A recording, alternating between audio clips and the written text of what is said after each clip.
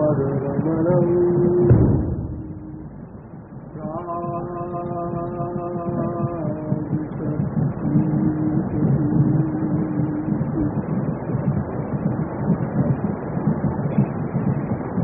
नमः कमलना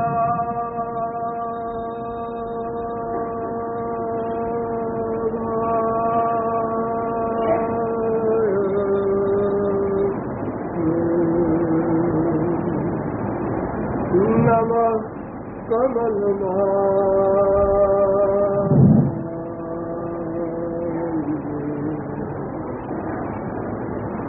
नमः कमलपा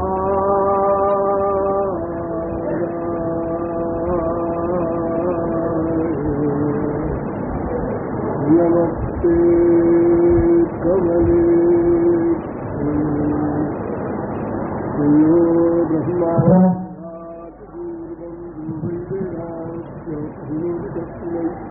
सद्ब्रह्मादेव मातृबुद्धिप्रकाशं निमित्तुर्वै शरणमहं प्रपद्ये।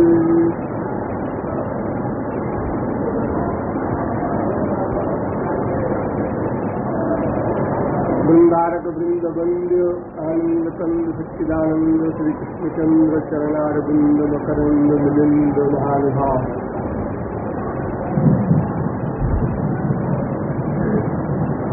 आज शरद पूर्णिमा का पावन पर्व दिवस है।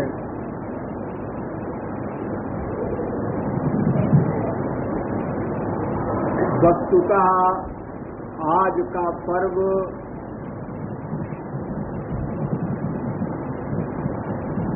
एक महीने में बड़ा पर्व है ऐसा नहीं, एक साल में बड़ा पर्व है ऐसा भी नहीं, एक युग में बड़ा पर्व है ऐसा भी नहीं, अपितु जब से सृष्टि प्रारंभ हुई है अर्थात यह वर्तमान जगत जब से प्रकट हुआ है तब से अब तक के समस्त पर्वों में यह पर्व सर्वोत्कृष्ट है।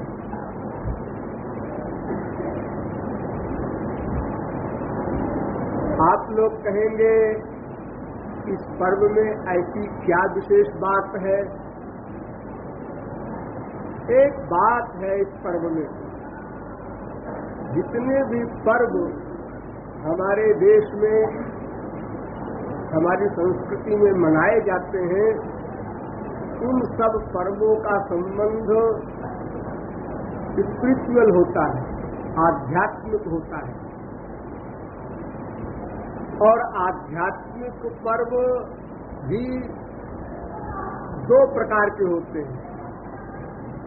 एक पर्व वे जिनका संबंध स्वर्गादिक लोकों के देवी देवताओं से होता है और एक पर्व वे जिनका संबंध डायरेक्ट ईश्वर से होता है।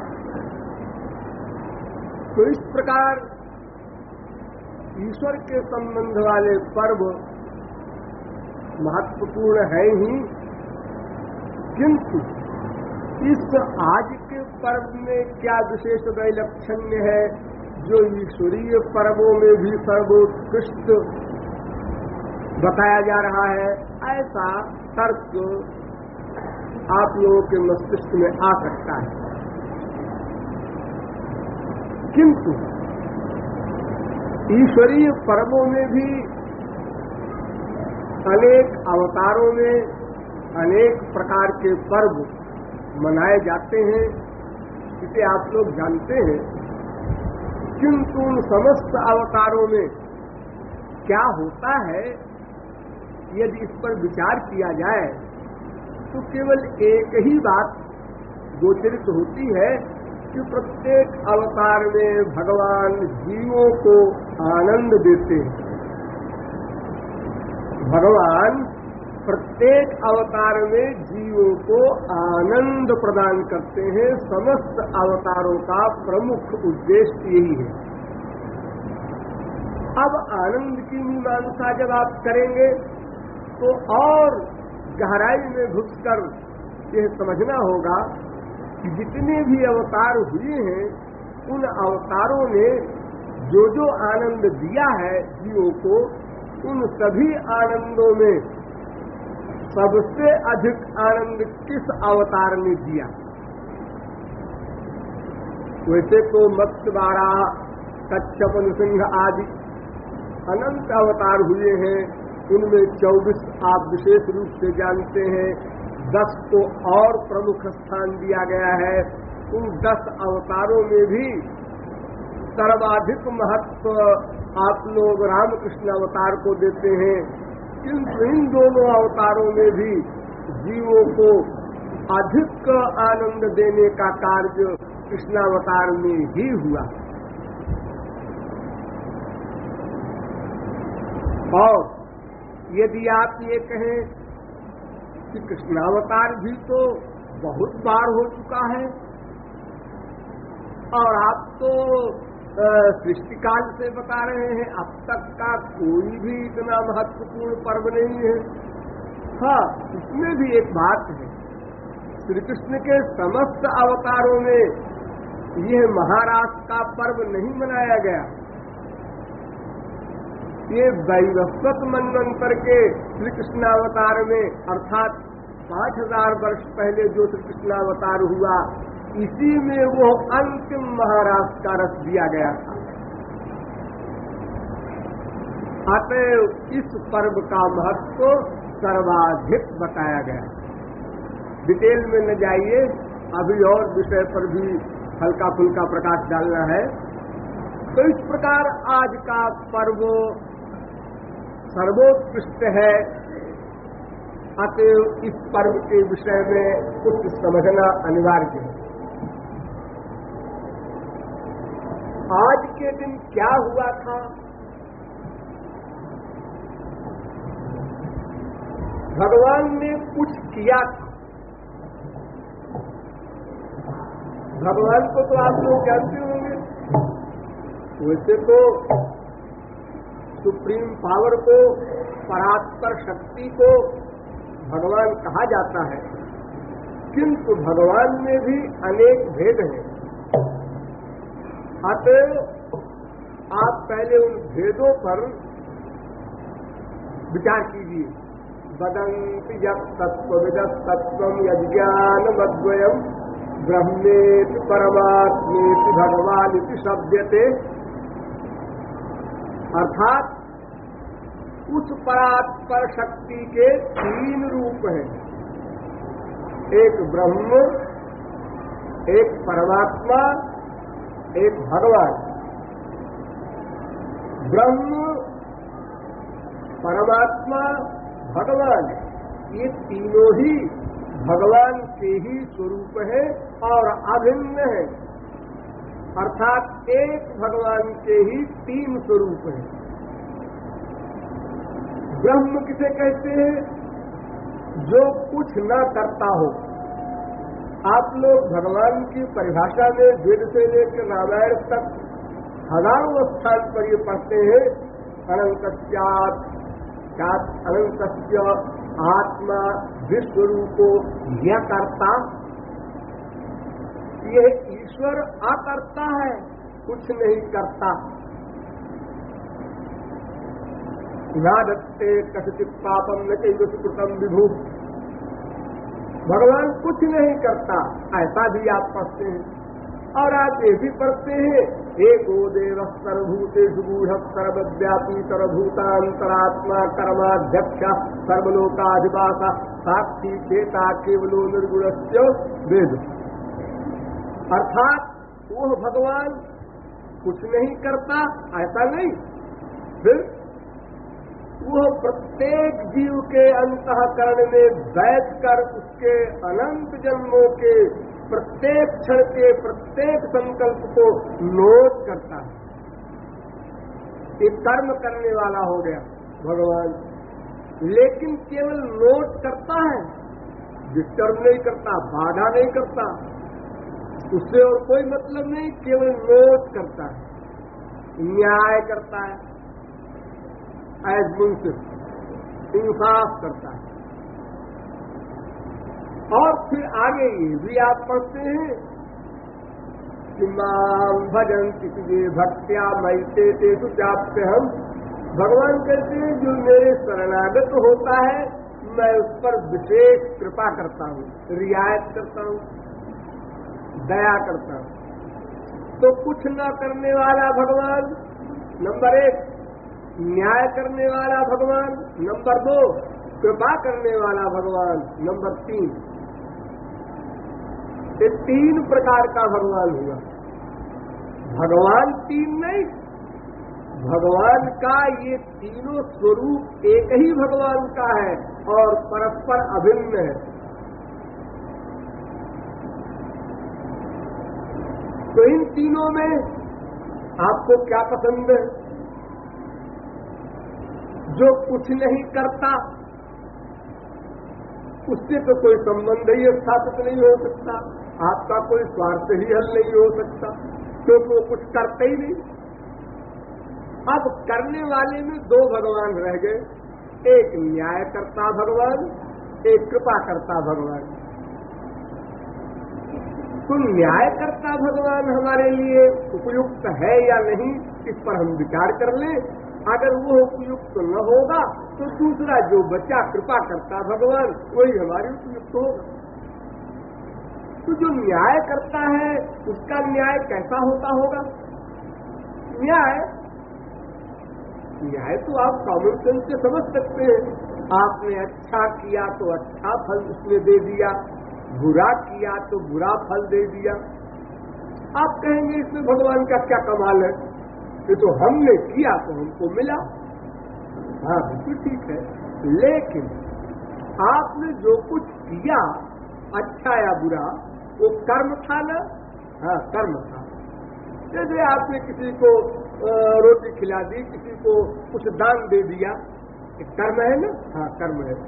एक जड़ है कि चैतन्य? जड़ है। तो कर्म जड़ है, वो अपने आप फल कैसे बन जाता?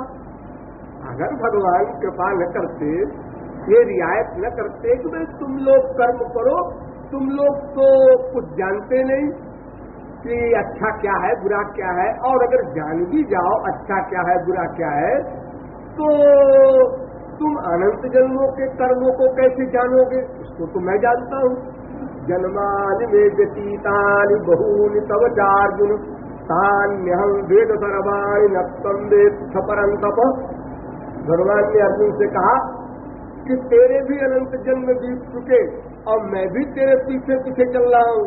हर जन्म में, हर योनि में 1 सेकंड को मैंने तेरा पीछा नहीं छोड़ा अर्जुन। और तेरा ही नहीं, प्रत्येक जीव का पीछा उसी प्रकार मैंने किया अनादिकाल से अब तक। प्रति क्षण आप चाहे मनुष्य बने, चाहे कुत्ते बिल्ली गधे बने, चाहे स्वर्ग में जाए, जहां भी आप जाएंगे आपके पीछे पीछे बिल्कुल आपके पास सटा हुआ भगवान चल रहा है। यही राज, यही रहस्य अगर कोई जान ले तो उसे कुछ जानना शेष नहीं, कुछ पाना शेष नहीं। बस इतनी सी बात हम लोग अनादिकाल से अब तक नहीं जान सके, क्योंकि नहीं मान सके। जानने का प्रमाण है मानना। अगर 24 घंटे में 1 मिनट को, 5 मिनट को, 2 मिनट को जान भी लिया या मान भी लिया, तो हमारा ये जानना कोई पर्याप्त नहीं है। यानी हम 10 मिनट को, 5 मिनट को अगर कहीं आस्तिक भी बन गए, भगवान को हमने जान भी लिया, मान भी लिया, तो इससे हमारा मानना ऐसा नहीं है जो सदा के लिए माना जाए। जैसे हम अपने एक फिजिकल पिता को मानते हैं, ये हमारा पिता है, अच्छा है बुरा है, जो है बात यही है। अब हम दूसरे को बाप नहीं सोच सकते। ये हमारा शरीर है, अच्छा है बुरा है, जो भी है ये मेरा शरीर है, सदा रियलाइज करेंगे उसे। तो उसी प्रकार हम सदा सर्वत्र अपने इष्ट को भी अनुभव में लावें, तभी तो हम आस्तिक होंगे ना। 10 मिनट को क्या, अगर 10 घंटे को भी हम आस्तिक हो जाए तो हमारी आस्तिकता नहीं, ऐसे तो हर व्यक्ति कहेगा हम सत्यवादी हैं, क्यों? हम 24 घंटे में 1 घंटे जरूर सच बोलते होंगे, क्योंकि जब हमको भूख लगती है तो हम खाना मांगते हैं, पत्थर नहीं मांगते, लकड़ी नहीं मांगते। संसार में ऐसा कोई झूठ बोलने वाला नहीं पैदा हुआ जो सदा झूठ बोल सके, क्योंकि जब भूख लगेगी तब तो खाना ही मांगेगा, जब प्यास लगेगी तो पानी ही मांगेगा। अगर झूठ बोलने वाले से कहा जाए कि अच्छा तुम आज प्रतिज्ञा कर लो कि हम झूठे ही बोलेंगे 24 घंटे, तो जब प्यास लगेगी तो क्या कहेगा बेचारा? क्योंकि पानी तो मांग नहीं सकता, वो सच हो जाएगा। तो सच झूठ मिलकर ही हम लोग चल रहे हैं अनादिकाल से, लेकिन हम सत्यवादी नहीं कहलाते। सत्यवादी तो हरिश्चंद्र हुए हैं जो एक भी झूठ न बोले। तो अगर हम एक क्षण को भी ईश्वर से भिन्न अपने आप को न रियलाइज करें, तब तो हम आस्तिक हैं, तब तो हम भगवान को मानने वाले हुए। अन्यथा तो कुछ देर के लिए भगवान को मान लिया, कुछ देर के लिए भगवान को मस्तिष्क से उड़ा दिया, तो हम आस्तिक नहीं। तो यही एक बात अनादिकाल से अब तक हमने नहीं जानी। क्योंकि नहीं मानी? क्योंकि अभी हमारे पास प्राइवेट शब्द है। प्राइवेट, हम जो सोच रहे हैं प्राइवेट, हम जो इस समय सोच रहे हैं प्राइवेट, कोई नहीं जानता। भगवान जानता है, हाँ भगवान जान सकता है, हाँ जानता होगा। महापुरुष जानता, हाँ जानता है, जानता क्या होगा, लेकिन जानता हो, लेकिन क्या जानता होगा। इस प्रकार हम डाउट में अनादिकाल से अब तक पड़े हुए हैं। ये पक्का, ये श्योरिटी नहीं है। हाँ वो सदा जानता है, सदा नोट करता है, इसलिए प्राइवेट शब्द अपनी खोपड़ी से निकालते तो प्राइवेट नहीं है कुछ भी हमारा। क्योंकि जब वो संकल्प नोट करता है तो क्रिया कौन सी प्राइवेट होगी? क्योंकि क्रिया तो बहुत बाद में होती है। पहले संकल्प होता है, फिर चेष्टा। ज्ञानजन्या भवेद इच्छा, ही इच्छाजन्या भवेद कृति, कृतिजन्या भवेद चेष्टा, चेष्टाजन्या क्रियोच्यते। अरे पहले किसी वस्तु का ज्ञान होता है, फिर उसकी इच्छा होती है, फिर उसके बाद कृति होती है, संकल्प होता है, फिर उसके बाद चेष्टा होती है, फिर उसके बाद क्रिया होती है। सब संसार देखता है। लेकिन जो प्राइवेट सोचते हैं, ऊपर से मुस्कुराते रहते हैं, भीतर से गुस्सा आ रहा है, आज इसी संसार कैसे जानेगा?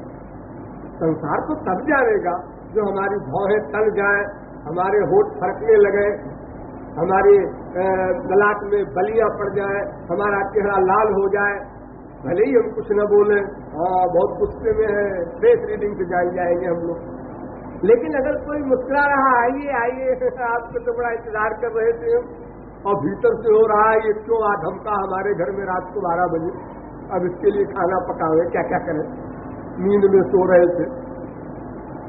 तो देखो संसार में बहिरंग व्यवहार से ही हम भीतर के भावों को जान सकते हैं, लेकिन ईश्वर कहता है बहिरंग व्यवहार नोट ही नहीं करते, हमारे पास फालतू समय नहीं। वो जहां से संकल्प शुरू होता है, जहां पहला अध्याय होता है, हम वहां नोट करते हैं। रिएक्शन जो कुछ हो रहा है सीधा या उल्टा, हम नोट ही नहीं करते, क्योंकि वो दोनों हो सकता है ना, अंदर गुस्सा बाहर भी गुस्सा, ये सीधा, अंदर गुस्सा बाहर प्यार, ये उल्टा। जब रिएक्शन दो प्रकार का एक्टिंग जिसके साथ भी हो सकती है, तो फिर हम धोखे में पड़ सकते हैं, और संसार में सब धोखे में पड़ते हैं। इसलिए भगवान कहते हैं हम इस चक्कर में पड़ते ही, हम तो वहीं से नोट करते हैं जहां से आप संकल्प करते हैं, सोचते हैं। तो परमात्मा जो पहले कुछ नहीं करता था ब्रह्म के रूप में, अब वो न्याय करता हो गया, क्योंकि हमारे संकल्प को नोट करता है, फिर उसका हिसाब रखता है, फिर उसको फल देता है। तब फल हमको देना है, इसे कर्म क्या जानेगा बेचारा। अगर आप कहें हम तो चैतन्य है, दूसरा पॉइंट, कर्म जड़ है किंतु हम तो चैतन्य है, हाँ लेकिन हम अल्पज्ञ, चैतन्य होने से भी क्या काम चलेगा।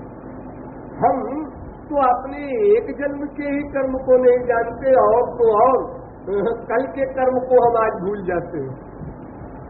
अभी 10 मिनट पहले मैंने किसी को आज्ञा दी ऐसा जाओ करो, किसी 10 मिनट के बीच में कोई और बात करने लगा और भूल गया, 6 घंटे बाद मैंने कहा अरे भाई तुमने वो काम किया? महाराज जी वो तो भूल गया। अरे अभी अभी तुमको हमने कहा तुम भूल गए। हाँ महाराज जी भूल गए, ये मेमोरी है हमने। तो फिर एक जन्म की याद कैसे रखेगा, फिर अनंत जन्मों की याद कैसे रखेगा? और अगर किसी को याद भी रह जाए, ध्यान दीजिए, तो भला कोई व्यक्ति अपने खिलाफ फल भोगेगा? अगर किसी को ये अधिकार मिल जाए कि तुम सब कर्मों को जानते हो इसलिए भगवान की कोई आवश्यकता नहीं, तुम अपने कर्म का फल अपने आप भोग लो, अगर ये अधिकार किसी मनुष्य को या जीव को दे दिया जाए, तो भला कोई जीव ये चाहेगा कि हमारे भाग्य में लिखा है बेटा मर जाए काट दो, बेटा नहीं मरे ऐसा लिख दो? जो मेरे ही हाथ में, तो अपने खिलाफ तो कोई विधान लागू करेगा? ये तो भगवान के अंदर में होता है, इसलिए भगवान के अंदर में होने के कारण हम विवश हैं। इसलिए भगवान ही न्याय करता है और उसका न्याय करना हमारे लिए परमावश्यक है। आप कहेंगे ये कैसे? अच्छा, आपको भगवान के न्याय से इसलिए एतराज है ना कि आप गलत काम करते हैं तो वो गलत फल आपसे भुगवाता है। हाँ, इसीलिए। अच्छा, अगर आप अच्छा काम करते हो और भगवान उसका भी फल न दे तो कैसा लगे आपको? कि ये तो बड़ा गड़बड़ हो जाएगा। फिर हम अच्छे कर्म करें और भगवान फल न दे, और कर्म स्वयं फल बन नहीं सकता, और हम अल्पज्ञ हैं, अपने कर्मों को जान नहीं सकते, तो फिर अगर हमारे पिछले अच्छे कर्मों का फल अगले जन्म में न दिया जाए, ध्यान दो, तो फिर अगर पिछले जन्म में हमने 4 आने ईश्वर भक्ति कर रखी है और वो हमको न दे दी जाए पक्की पकाई, तो इस जन्म में फिर हम ABCD शुरू करेंगे और जीवन भर जो कुछ कमाएंगे तो फिर 0 पर पहुंच जाएगा। अगले जन्म में फिर ABCD शुरू करेंगे। तो इस प्रकार अनंत जन्म भी यदि हम ईश्वर भक्ति करें तो भी कभी ईश्वर प्राप्ति नहीं कर सकते। किंतु ईश्वर ने जब हमारे अच्छे कर्मों का फल दिया तो उसका लाभ ये मिला कि हमने 4 आने ईश्वर भक्ति उस जन्म में की थी, तो फल अपने आप मिल गया बिना कमाए। अब 4 आना के आगे हमने ईश्वर भक्ति की तो इस जन्म में हम 8 आने तक पहुंच गए। अगले जन्म में हमने फिर परिश्रम किया, 12 आने पहुंच गए। उसके अगले जन्म में हमने भगवत प्राप्ति कर ली। जैसा कि आप सुनते हैं मीरा वगैरह के बारे में, पूर्व जन्म को कौन, पूर्व जन्म में थोड़ी सी कमी रह गई थी भगवत प्राप्ति में, तो जन्म लिया और जरा सा अपना साधना का नाटक किया और श्याम सुंदर मिल गए। तो जन्मांतर सहस्रेषु तपो ध्यान समाधि भी नराणाम क्षीण पापानाम कृष्ण भक्त प्रजायते। हजारों जन्मों की साधना के पश्चात श्री कृष्ण में भक्ति होती है किसी व्यक्ति की। ये सबसे कठिन है, क्योंकि सबसे बड़ी चीज है ना, मनुष्य तत्काल फल वाली चीज चाहता है, ये तत्काल फल तो देती नहीं है। इसलिए बहुत गंभीर तत्ववेत्ता ही इस ओर चल पाता है। अरे बाबा जी कुछ चमत्कार दिखाते हैं? नहीं, चमत्कार तो नहीं दिखाते। कुछ हाथ वाथ देखते? नहीं, हाथ वाथ भी नहीं देखते। अच्छा, तो फिर क्या करते हैं? श्री कृष्ण भक्ति का उपदेश देते हैं। श्री कृष्ण भक्ति का उपदेश देते, सबको मालूम है श्री कृष्ण भक्ति करनी चाहिए। ये कौन सा महात्मा है? अरे ऐसा महात्मा हो जो धन पुत्र मित्र स्त्री पति बेटा संसार दे, कोई चमत्कार दिखावे, कोई बात हो, ऐसी कोई चीज देना चाहिए महात्मा को। यानी हम प्रत्यक्ष फल चाहते, भले ही उसका फल नरक हो। तो श्री कृष्ण भक्ति की ओर चलने वाला ऐसा कोई बहादुर को इरले बिरले रूप में मिलता है। इसलिए कहूँ कहूँ वृष्टि शारदी थोड़ी, ये शरतकाल में वर्षा तो कहीं कहीं होती है, क्योंकि किसी किसी को ही श्री कृष्ण भक्ति मिलती है। सबसे दुर्लभ है ना। नर सहस्र सुनहु पुरारी, को एक हो धर्म व्रतधारी, और धर्मशील कोटि नमः कोई, विषय विमुख विराग रत होई, अकोटि विरक्त मध्य श्रुति कहाई, सम्यक ज्ञान सुख सकुलहरी, इन सहस्र सब सुख खानी, दुर्लभ ब्रह्मलीन विज्ञानी, सब ते सो दुर्लभ सुर राया, राम भगति रति गत वद माया। जरा हिसाब लगाओ, 3 अरब आदमी तो कुल है, और ये गणित देखो जरा, हजारों मनुष्यों में कोई धर्मात्मा, हजारों धर्मात्माओं में कोई विरक्त, हजारों विरक्तों में कोई ज्ञानी, हजारों ज्ञानियों में कोई परमहंस, हजारों परमहंसों में भी कोई एक महापुरुष श्री कृष्ण भक्त। तथा परमहंसानाम, एक दो नहीं, करोड़ों, कोटिस्वपि, करोड़ों कहा वेद व्यास ने, करोड़ों ज्ञानियों में, किसी दास ने 1000 गिनाया, वेद व्यास ने करोड़ों बताया। कोटिस्वपि महामुने, करोड़ों परमहंसों में भी कोई एक श्री कृष्ण भक्त होता है, क्योंकि ये साधन साध्य नहीं, और चीजें तो साधना करके, मेहनत करके, चैलेंज के साथ प्राप्त की जा सकती है। जितनी तगड़ी मेहनत करेगा कोई, उतनी बड़ी चीज पालेगा, अणिमा लघिमा गरिमा सिद्धियां निधियां मोक्ष तक। लेकिन श्री कृष्ण भक्ति के लिए शास्त्रों में लिखा, ये साधन औघैरना संगैरलभ्या सुचिरादपि, भक्त सामत सिंधु में लिखा कि अनंत निष्काम साधनाओं से भी श्री कृष्ण भक्ति नहीं मिल सकती, निष्काम साधनाओं से, और एक दो नहीं, अनंत साधनौघै रनासंगै, अनासक्ति युक्त, और करोड़ों युग कोई साधना करे तो भी नहीं मिलती। इसलिए सबसे दुर्लभ वस्तु ये श्री कृष्ण भक्ति है, तो ये तो इन्हें को मिलेगी ही।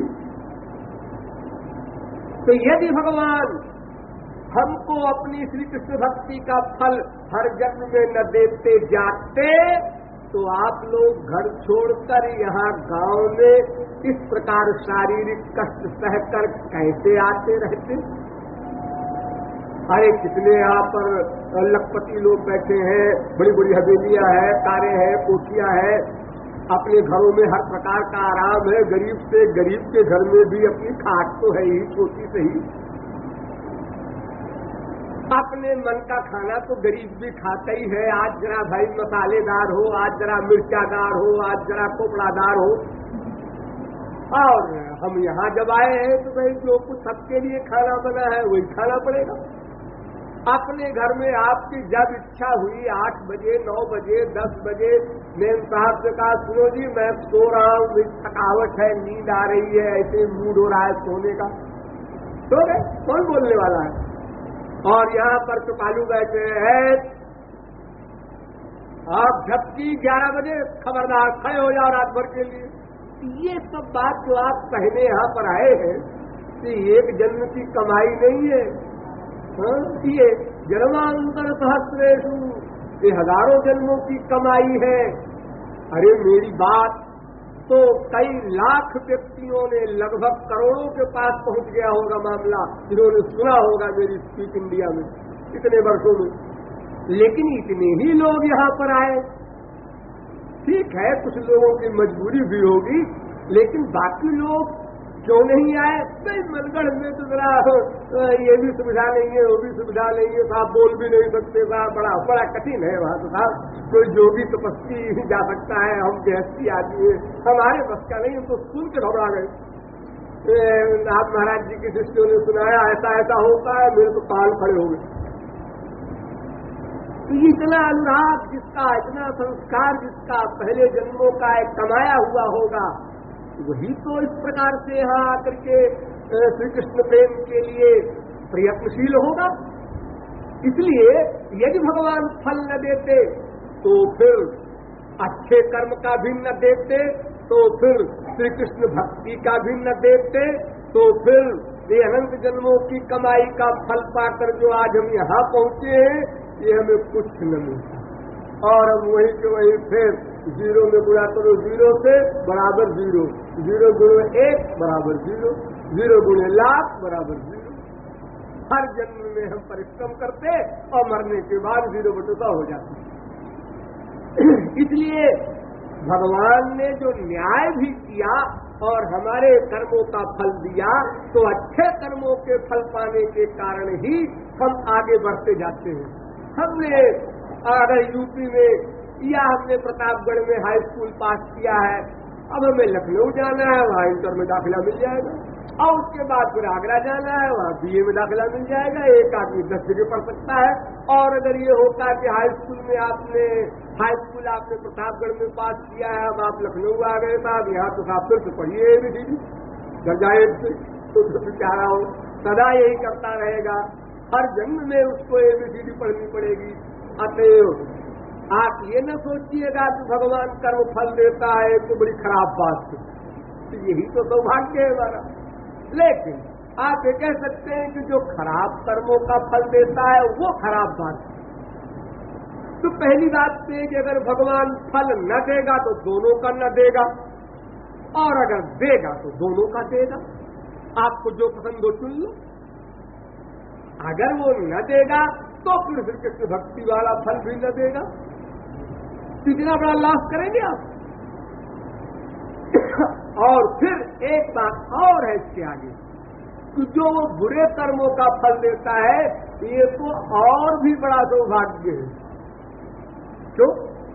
अगर वो हमारे बुरे कर्मों का फल हमको न दे तो हमारी हालत इस समय तो ये है कि हम श्री कृष्ण भक्ति में 4 घंटे 6 घंटे भी डेली नहीं दे पाते, और अगर संसार के दुख हमको न मिलते तो फिर भगवान का नाम सुनकर हम हिरण्यकशिपु की तरह हंस देते। भगवान अरे क्या बात करते हैं भगवान, ये भगवान इंसान के दिमाग की उपज है, बिगड़े हुए इंसान के दिमाग की उपज है भगवान। हाँ, फिर हम लोग क्यों बोलते हैं? इतना दुख पाने पर भी तो हमारी निगाह ऊपर नहीं उठती, अपने भीतर ही जाती है, लेकिन मैं भी तो कुछ हूं। तो यदि ये दुख न मिलते तो फिर क्या गति होती? एक स्त्री संत हमारे देश में एग्जाम्पल हुई है, कुंती, भगवान सामने खड़े हैं और वर मांग रही है।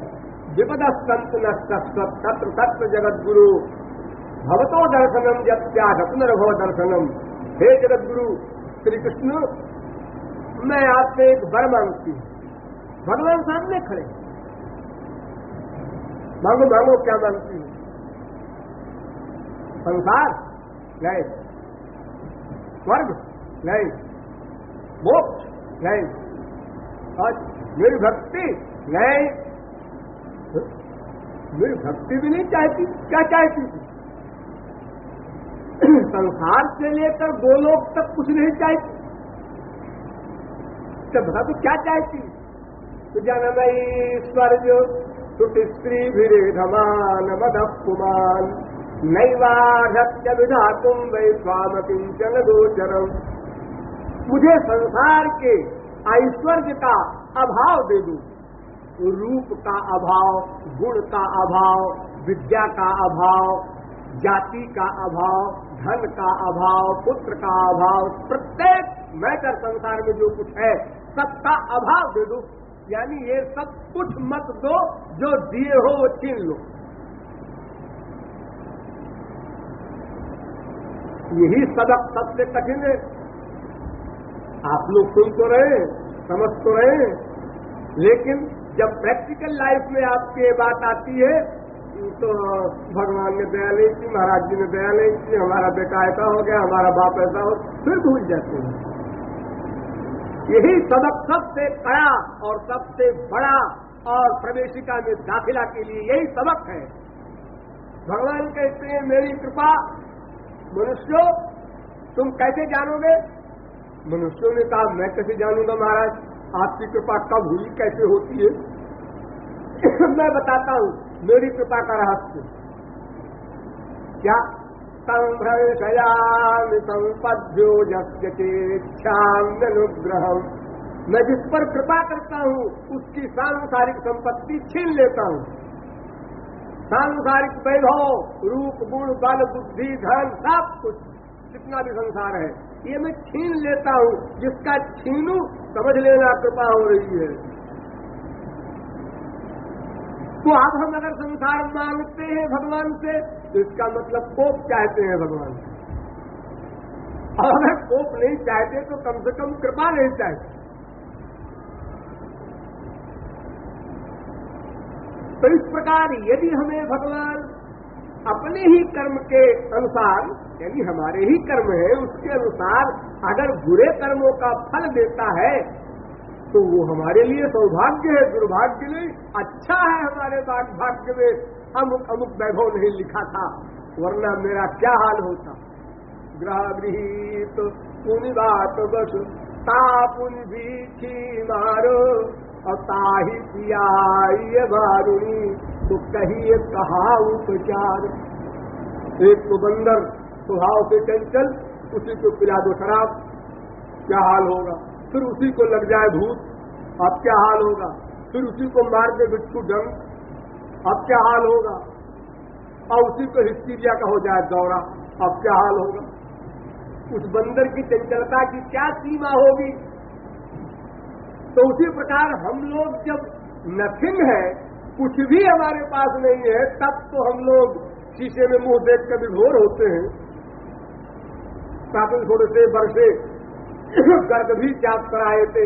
16 वर्ष की उम्र होने पर लड़के लड़की भले ही वो गधे और गधी हो, अपने को अप्सरा और देवता मानने लगते हैं, ऐठ के चलने लगते हैं, सब चीज उनकी बदल जाती है।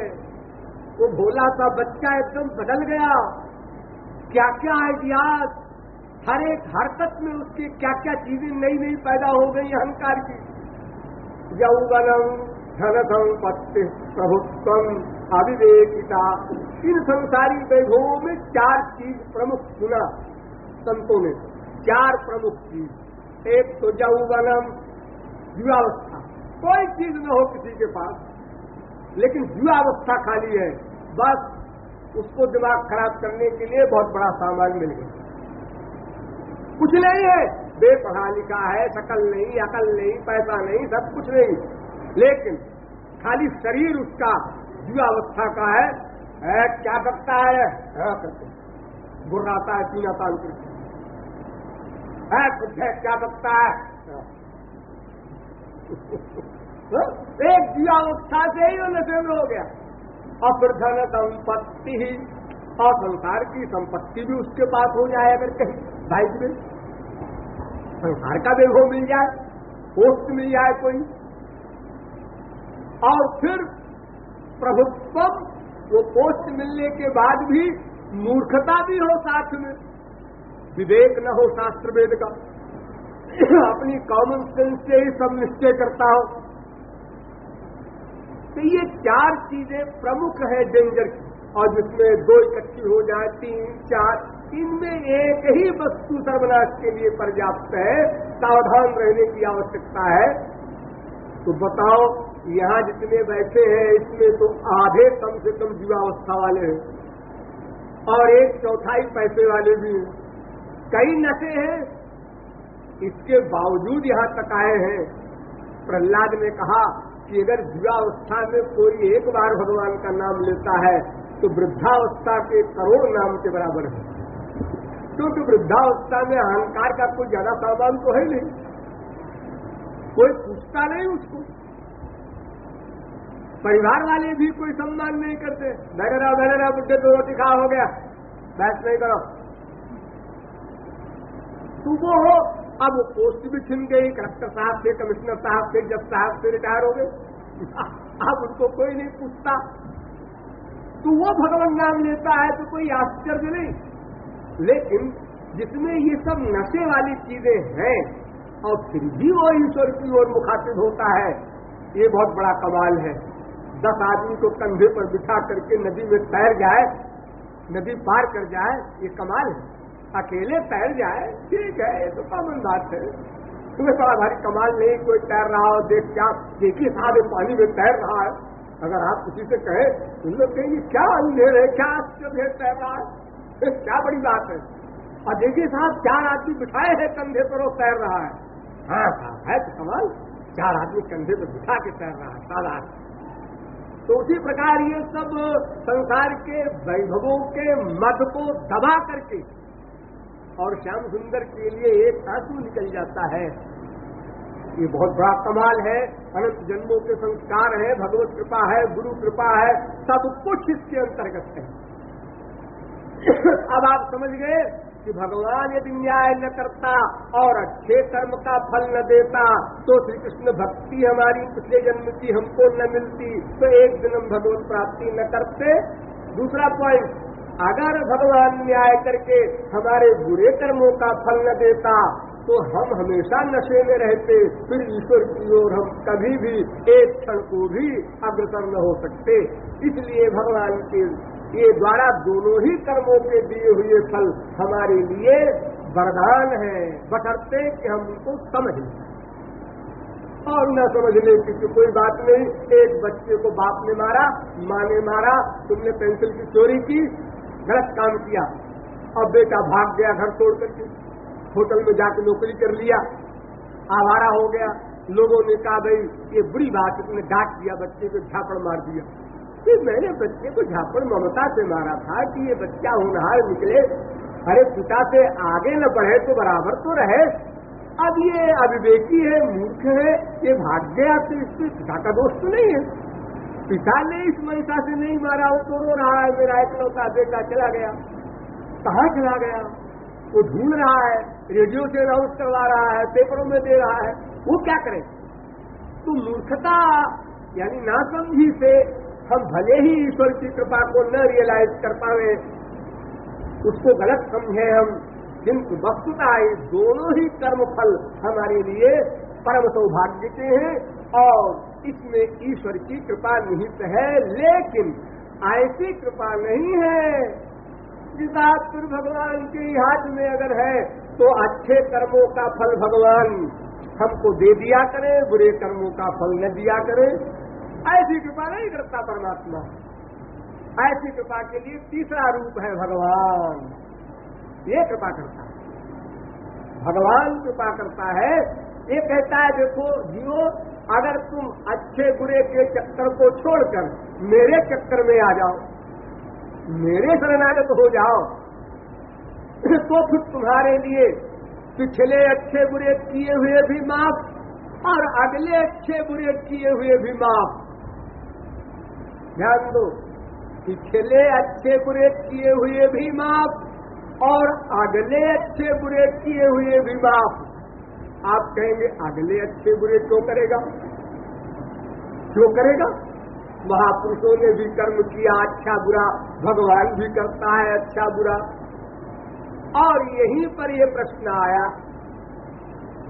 कि शरद पूर्णिमा का, शरद पूर्णिमा का प्रकरण जब परीक्षित को सुनाया सुखदेव परमहंस ने, तो परीक्षित ने कहा महाराज श्री कृष्ण को तो कुछ नहीं करना चाहिए, ना अच्छा ना बुरा, क्योंकि अच्छा करेगा तो बंध जाएगा, बुरा करेगा तो बंध जाएगा।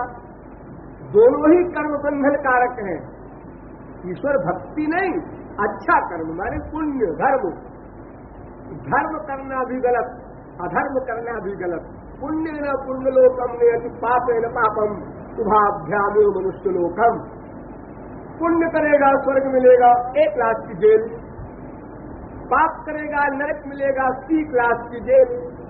पाप पुण्य दोनों करेगा मृत्युलोक मिलेगा 20 लाख की जेल।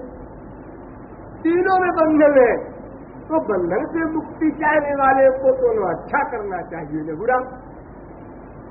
महाराज तो ठीक है, लेकिन कम से कम अच्छा न करे तो बुरा तो न करे। बुरे से तो अच्छा अच्छा ही है। अजी वो तो अच्छा भी बांधता है, बुरा भी बांधता है। अगर बुरा कर्म बुरा है तो फिर अच्छा कर्म भी बुरा है। सुख दोनों ही बांधता है।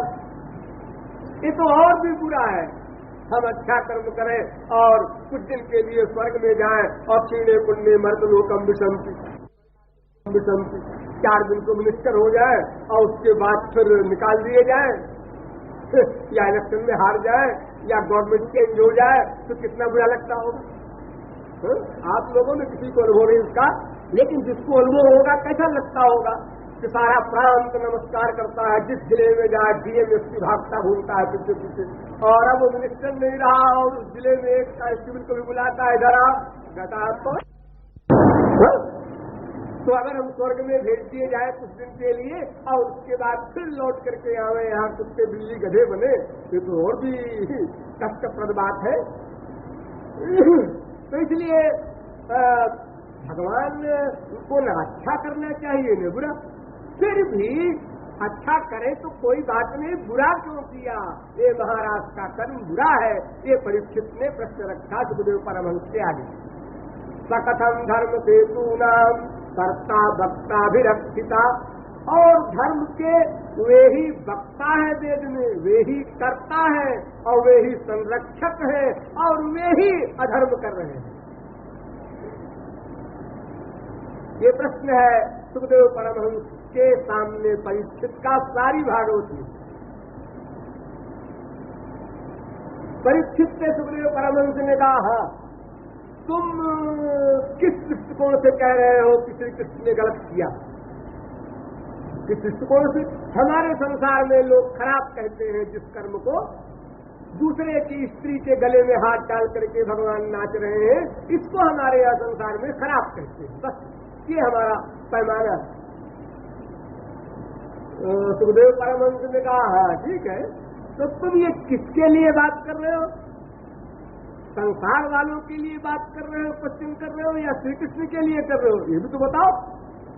श्री कृष्ण के लिए कर रहे हैं। श्री कृष्ण कौन थे जानते हो? हाँ जानते हैं। कौन थे? भगवान। तो भगवान संसार में अगर ऐसा कर्म करता है तो गलत है, या मायाधीन मनुष्य करता है तो गलत है?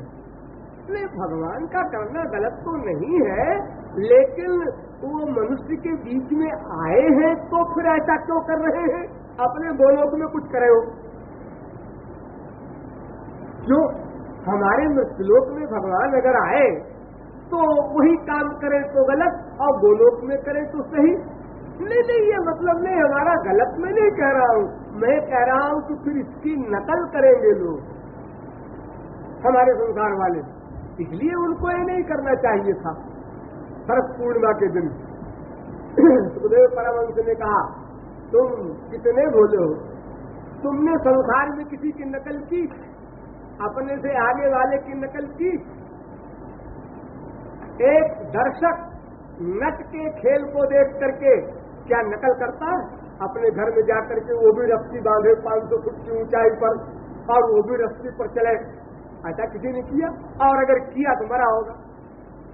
क्या नट ने अनाउंस किया था कि देखिए भाइयों, जो मैं कर रहा हूँ ये आप लोग भी जाके अपने घरों में कीजिए, किसी प्रकार रस्सी बांध लीजिए और उसके ऊपर दौड़िए? और अगर नट ने कहा भी कहीं हो कपटी ने तो लोग हंसे होंगे, अरे भैया तुमने कितने साल मेहनत की है? 30 साल। तो मुझसे कह रहे हो कि अभी चलो? अरे अगर मुझको चलना भी होगा तो मैं 30 साल तुम्हारी तरह पहले परिश्रम करके उस लेवल पर जाऊं? ऐसे कैसे मैं नकल करूंगा? प्रोफेसर की नकल करने के लिए कोई लड़का जाके कुर्सी पर बैठ जाए, ये तो नकल कर सकता है, लेकिन जब पढ़ाने का विषय आएगा तो क्या करेगा? डॉक्टर की कुर्सी पर बैठ तो जाए, लगा करके नाटक करके अपना आला वाला, लेकिन जब डॉक्टरी करने का मामला आएगा तो वो 0/100 बेचारा हो, क्या जहर देगा, मारेगा मरीजों को। संसार में हम नकल नहीं करते तो श्री कृष्ण की नकल करे मनुष्य, ये कहाँ लिखा हुआ है? वेद कहता है, या नाटकम सुचरितानि तान को योपास्यानि लोहितरानि। अरे मनुष्यों, मेरे जो आचरण तुम्हारे क्लास के अनुसार हो उनका अनुकरण करना, जो तुम्हारे क्लास से ऊपर वाले हो उनका अनुकरण न करना। तो सुखदेव परमहंस ने भागवत में उत्तर दिया, धर्मगति प्रमोदिष्टो ईश्वराणांच साहसं तेजी यथाम न दोषाय बढ़ने सर्भुजो यथा। परीक्षित, तुमने आग देखा है? हाँ देखा है। आग सब कुछ खाती है, जानते हो? हाँ जानते हैं। कोई चीज डाल दो आग में तो आग गंदी हो जाती है, किसी गंदी चीज के पड़ने पर क्या? नहीं, जो गंदी चीज आग में जाती है वो आग बन जाती है या गंदी रहती है? नहीं, आग बन जाती है। लकड़ पत्थर कुछ भी डाल दो आग में तो आग बन जाएगी वो चीज, और आग अपनी जगह पर रहेगी। हाँ रहती है। गंगा जी में कोई गंगा नाला जाता है तो क्या होता है? गंगा जी बन जाता है। और गंगा जी कहाँ पहुंचती है? वही है जहाँ पहले थी। गंगा जी में कोई अंतर नहीं होता, सूर्य की किरणों में कोई अंतर नहीं होता। रवि पावक सुर सरी की नाई। तो परीक्षित ध्यान रखो कि यत्पाद पंकज पराग निषेव तृप्ता योग प्रभाव विधुताखिल कर्म बंधा। जो योगी लोग हैं वे ही ये शुभाशुभ के चक्कर से परे हो चुके। पाप करे तो भी उनको फल न मिले, पुण्य करे तो भी फल न मिले, अच्छे कर्म का भी फल नहीं मिलता उनको, बुरे कर्म का भी फल नहीं मिलता उनको। ये योगी ही कर लेता है। फिर उनसे आगे है भक्त, फिर उनसे आगे है भगवान, या उन्हीं के बराबर धर लो कम से कम। तो यत्पाद पंकज पराग निषेव तृप्ता योग प्रभाव विधुताखिल कर्म बंधा स्वैरम चरंति मुनयोपि न नहीं जमाना। वे बंधन में नहीं आते, वे शास्त्र वेद के कानून के अंतर्गत नहीं आते। तो तस्ते क्षयात्र बपुषा कुत एव बंधा। फिर जो अपनी इच्छा से शरीर धारण कर रहा है उस परमात्मा के लिए कौन सा बंधन है, कौन सा आप कानून बना रहे हैं? परीक्षित क्या बोल रहे हो? भगवान के लिए शब्द क्यों है? और जहाँ तक अनुकरण का प्रश्न है, नहीं महाराज मैं कोई आक्षेप नहीं कर रहा हूँ, भगवान के लिए सब सही है, लेकिन मैं केवल ये कह रहा हूँ लोग अनुकरण करेंगे, लोग अनुकरण करेंगे। अनुकरण करने के लिए शास्त्र वेद नहीं कहता, फिर भी लोग करेंगे तो क्या जी किसकी जिम्मेदारी? क्या करें? गलत काम कोई करता है, अगर लॉ को नहीं पढ़ता है, स्पिरिचुअल लॉ, वेद, शास्त्र, पुराण, उसमें जो आदेश दिए हैं भगवान ने, ईश्वराणाम वचः सत्यम, महापुरुष और भगवान का वाक्य मानना है, उनका आचरण नहीं तुमको करना है। उसकी एग्जाम्पल दिया कि देखो शंकर जी ने हालाहल विष पी लिया और मरे नहीं, एक डिग्री मिल गई नीलकंठ।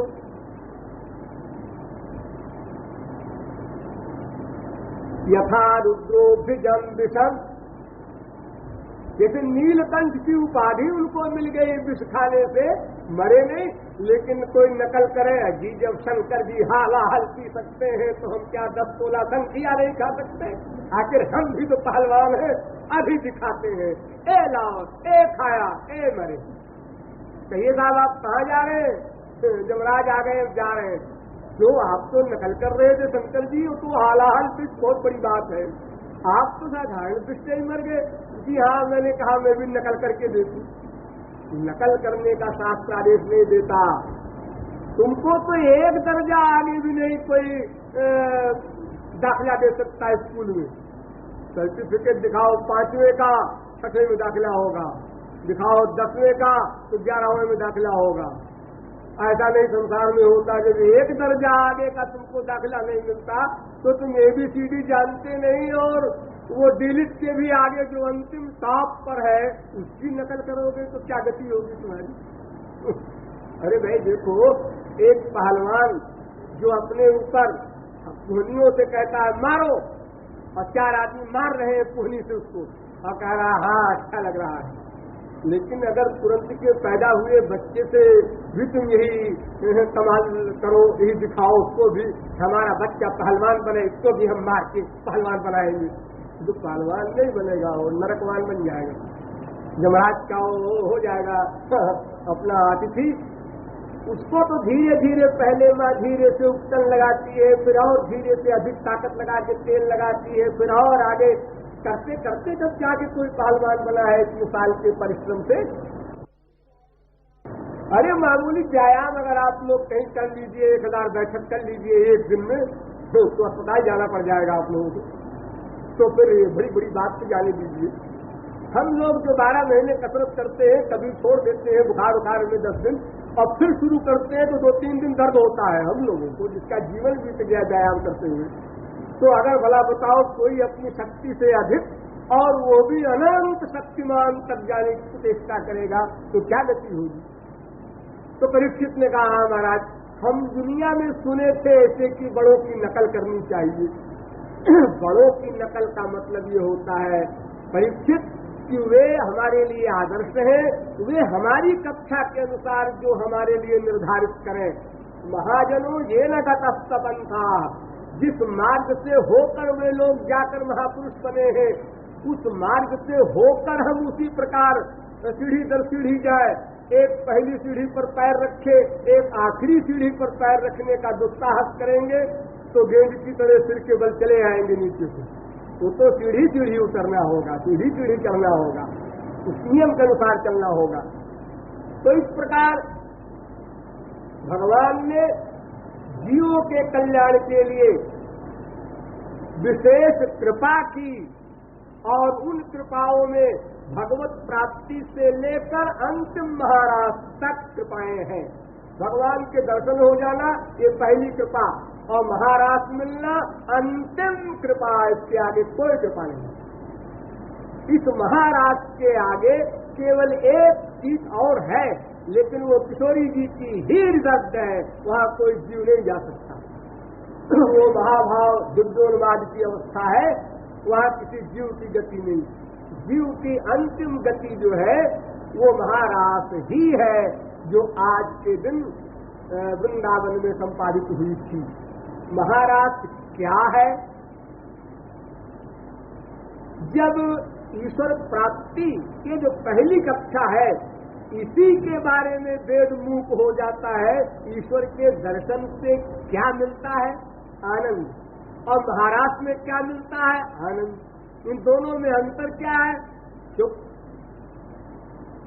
कोई उत्तर नहीं। बोलने के लिए तमाम बोलते आपको हम, प्रेमा भक्ति, स्नेह भक्ति, मान भक्ति, प्रणय भक्ति, राग भक्ति, अनुराग भक्ति, भावावेश भक्ति, आप तो सुनते जाइए काल। लेकिन आपका अनुभव तो नहीं है कुछ, आप समझ तो नहीं सकते उसको कि इन दोनों में क्या अंतर। फिर उसके ऊंचे वाले भाई, जब ईश्वर की प्राप्ति ही हो रही है तो उसमें भी इतना सारा अंतर क्यों है? किंतु वो है, वो एक इतनी बारीक बात है जहाँ सरस्वती बृहस्पति नहीं जा सकते, और जो शब्दों की गति से परे है। बस संक्षेप में इतना ही समझ लीजिए कि जीव को ईश्वर की ओर से जो आनंद दिया जाता है, उस आनंद की, उस रस की अंतिम सीमा है राम। और वो इसीलिए सिद्ध महापुरुषों में, यानी भगवत प्राप्त श्री कृष्ण भक्तों में भी किसी को मिलता है। अन्यथा पहला दर्जा यानी प्रेमा भक्ति साधारणी रति वालों को मिल जाती है, फिर स्नेह भक्ति, मान भक्ति, प्रणय भक्ति, राग भक्ति, अनुराग भक्ति, यहाँ तक जाता है समंजसा रति वाला। रुक्मिणी महालक्ष्मी पहुंची यहाँ तक, महाराज उनको भी नहीं मिला। यद्वांछया श्री ललना चरत तपो, महालक्ष्मी को भी महाराज नहीं मिला जो भगवान की अर्धांगिनी है, लेकिन बेपढ़ी लिखी अंगूठा छाप गोपियों को मिल गया, क्योंकि भगवान न्याय करते हैं। जिसकी महाराज की अधिकारिणी की अवस्था थी उसको दे दिया। उसकी अधिकारिणी की अवस्था वाली कौन जीवात्मा होगी? बस दो शर्त है, माधुर्य भाव की उपासना प्लस निष्काम श्याम सुंदर की इच्छा में ही इच्छा रख करके अपना जीवन समर्पित करना, अपनी कोई इच्छा न रखना। बस यह एक लक्ष्य इतना कठिन और इतना सरल दोनों है, क्योंकि इसमें अपनी बुद्धि लगाने की आवश्यकता नहीं। सरल इसलिए क्योंकि हम बुद्धि लगाते हैं ना, लगाने में परिश्रम पड़ता है। ऐसे बुद्धि नहीं लगाना है। उनकी जैसी तो बुद्धि न लगाने से ये लाभ हुआ कि गलत बुद्धि लगती, तर्क वितर्क कुतर्क होता, संशय होता, नवापराध होता, सर्वनाश हो जाता। अब जब हम सरेंडर हो गया बुद्धि का, बुद्धि की शरणागति हो गई, अपनी बुद्धि लगाने का हमसे कोई संबंध नहीं रहा। उनकी इच्छा में इच्छा निश्चिंत, छोटा सा बच्चा माँ की गोद में निश्चिंत, अपनी बुद्धि नहीं लगाता, तो माँ बड़े ढंग से नहलाती धुलाती और सब चीज ठीक करती है। फिर वो सर्वशक्तिमान माँ है, सर्वज्ञ माँ है, सर्वदृष्टा माँ है, सर्वनियंता माँ है, फिर वहां गड़बड़ी कैसे होगी? इसलिए इन दोनों बातों को लक्ष्य में रख करके हमें उसी गोपी भाव की सीट को प्राप्त करने के लिए साधना करना है, और उसी लक्ष्य से आप लोग यहाँ आकर साधना कर रहे हैं। उस साधना में बहुत सी बारीकियां हैं, बहुत सी बातें हैं समझने की, जो यहाँ पर समय समय पर आपको समझाई जाएंगी डिटेल में, तब आपको और विशेष लाभ मिल सकेगा। शेष फिर बोलिए वृंदावन बिहारी लाल की।